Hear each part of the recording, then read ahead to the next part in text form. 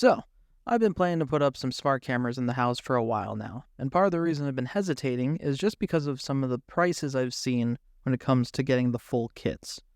But this time I actually went and found that you can find individual smart cameras for a much more affordable price. And these ones specifically that I got are from Kasa. So, let's take a quick look at the Kasa 2K indoor cameras.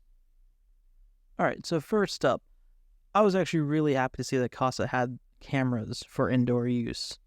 And the reason why is because I've used Kasa products before, and I really love them because they're so simple to set up.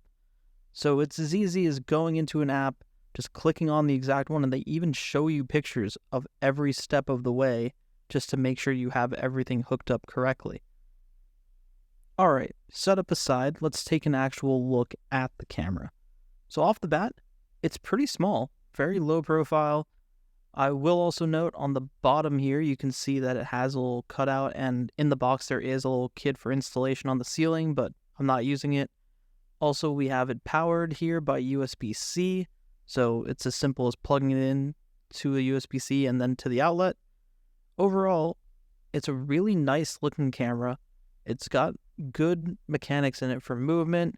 It's even got an SD card slot, which is going to be really useful if you're going to be doing recording for like the 24/7 recording, which we'll touch on that in a little bit as well. But overall, not bad. It's honestly just a little bit light, kind of feels somewhat cheap, but for a camera that's going to be stationary and not really doing too much, I'm not expecting too much out of it, right? Overall though, I have to say the place where this shines is actually through the app. Surprisingly, the Kasa app actually puts all your views in one pane right here, and then you just click through and see what you need to. Another cool thing, because you can control it through the app, you actually have the ability to move the camera through its own range of motion solely through the app.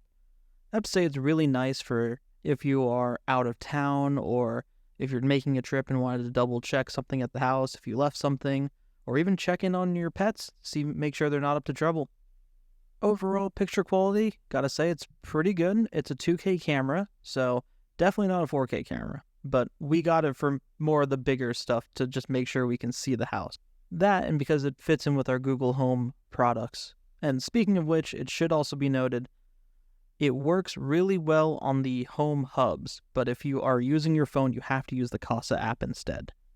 So, last thing on these cameras, definitely check the settings once they're all set up. That way you make sure you've got the quality set up where you want it to, and you can look at the 24/7 recording.